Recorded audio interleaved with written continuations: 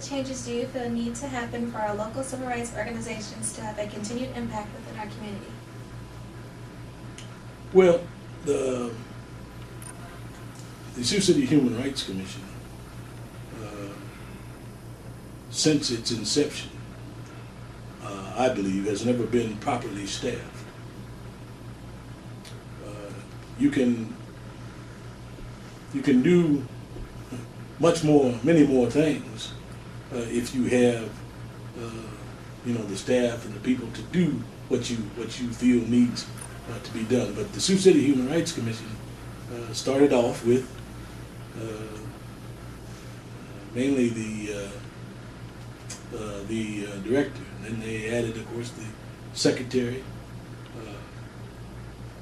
and the gentleman who was the director prior to myself, John Stokes. That's what he had to work with, was himself and a secretary.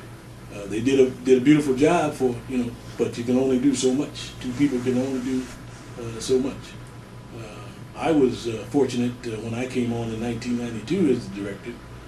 I was fortunate to encourage the city council, some of the city council, I should put it like that, the majority. You need 3 votes on the city council. So I was successful in getting them to add one more position to the Sioux City, to the Office of Human Rights. That individual worked for about 1 year and then decided they were going back to Washington, where they were from, and couldn't convince the council at the time to continue that position. So it stayed open for a while. Then finally, we were able, the commission and I were able to get a grant from the Fair Housing Department, Federal Fair Housing, that really paid for a position, a housing position. We needed a person who could investigate and solve complaints of discrimination in the housing area. I'm happy to say that that person is still on today. Been there maybe, I left in 2004 when I retired, and so it's 5, so the person actually has been there 7 or 8 years. So they've made a little gains there, but I still contend that there needs to be in that office there needs to be at least 5 employees. At least that's my opinion. And others think along those same lines, but the problem is, of course, from the council's point of view, city council's point of view, is money, of course, and how do they pay for these positions and all that. And we always tried to tell them, you have to prioritize what's important to you. And as far as we're concerned, human rights is, if you ain't got that, you ain't got nothing. So we need to make sure that we're taking care of that. And so one of these days we're going to get a council here again that will review all of that at hopefully the director's request, and make the commission office what it really should be, because they do good work, no question about that, but they could do so much more, and there's plenty out there to do, because discrimination is alive and well. And even though we have been fortunate enough to get a African American in the White House leading this country, that's a great achievement, another great giant step towards the fulfillment, I believe, of Dr. King's dream. And I would hope that the powers that be of the city would recognize that and make the commission all that it truly should be, staff-wise. Is there any questions from the group?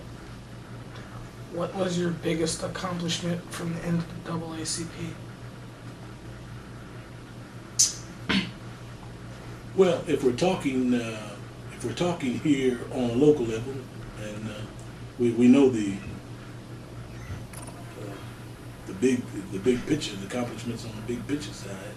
But here in Sioux City, I would say the biggest accomplishment, excuse me, was when the NAACP was able to encourage the school district to hire minority educators. It was way back in the early, late 50s, early 60s, that an aunt of mine, Mrs. Evelyn Freeman, was selected as an educator in the Sioux City Public Schools, and she was the first. And then after her came a young man by the name of Curtis Hayes, and following him, I think, was Mr. Bobby Walker, who stayed here and retired here as an educator. So he has all that history. I hope he got interviewed while he was there. But that, I think, was the biggest accomplishment of the NAACP here in the city of Sioux City. Although I don't want to, I don't want to diminish the role either, no, I'm not, of the Human Rights Commission, because the Commission and the NAACP work together hand in hand on a lot of different issues.